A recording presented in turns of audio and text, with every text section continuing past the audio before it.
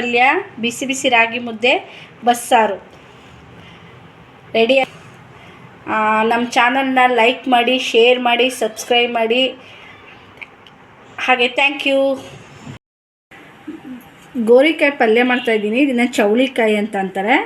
ಇದು ಒಂಥರ ನಮ್ಮ ಚಾನಲ್ ಇದೆ, ಇದರಲ್ಲಿ ಬೇಯಿಸಿ ಮಾಡೋದು. ಇದು ಒಂಥರ, ಇದು ತುಂಬ ಎಳೆದು ಗೋರಿಕಾಯಿ. ಅದಕ್ಕೆ ಇದನ್ನು ತವಾ ಮೇಲೆ ಹಾಗೆ ಫಸ್ಟು ನಿಮಗೆ ಯಾವ ಸೈಜ್ ಬೇಕೋ ಆ ಸೈಜ್ ಕಟ್ ಮಾಡ್ಕೊಳ್ಳಿ. ನಾನು ಸಣ್ಣದಾಗಿ ಕಟ್ ಮಾಡಿದ್ದೀನಿ.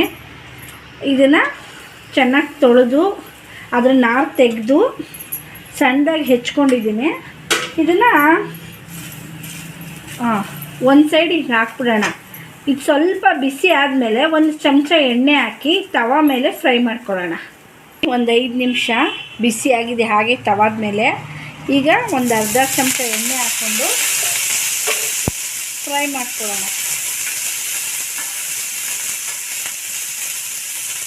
ಇದನ್ನು ಕಬ್ಬಿಣದ ಹೆಂಚು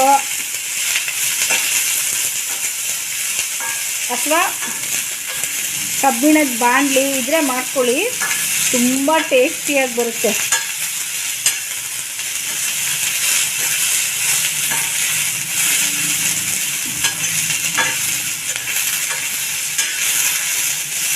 ಇದು ಆಗ್ತಾ ಇದೆ, ಸಿಮ್ಮಲ್ಲಿ ಇಟ್ಬಿಡೋಣ. ಆಗಿದೆ ಎಳೆದಾಗಿರೋದಕ್ಕೆ ಆಫ್. ಅದರಲ್ಲಿ ಒಂದು ಗಂಟೆ ತೊಗೊಂಡಿದ್ದೀನಿ 1/4 kg. ಒಂದು ಚಿಕ್ಕದು ಖಾರಕ್ಕೆ ತಕ್ಕಂಗೆ ಹಸಿರು ಮೆಣಸಿನ್ಕಾಯಿ, ತೆಂಗಿನಕಾಯಿ,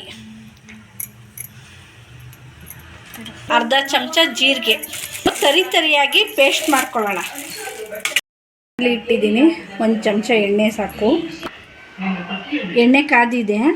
ಸಾಸಿವೆ, ಈರುಳ್ಳಿ ಇಟ್ಟು ಕರಿಬೇವು ಹಾಕಿದ್ದೀನಿ.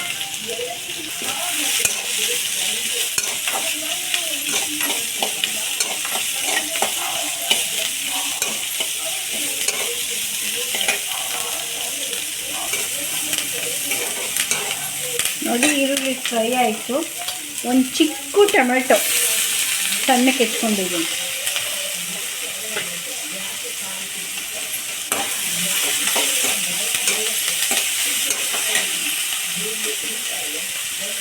ಒಂದು ಚಿಟಿಕೆ ಅರಿಶಿನ ಪುಡಿ ಹಾಕೋತಾ ಇದ್ದೀನಿ.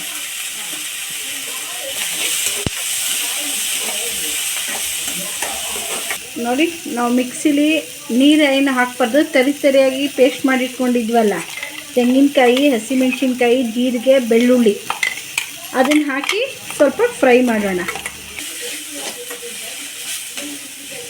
ಗೋರಿಕಾಯಿ ಈಗ ಇದಕ್ಕೆ ಹಾಕ್ಕೊಳ್ಳೋಣ.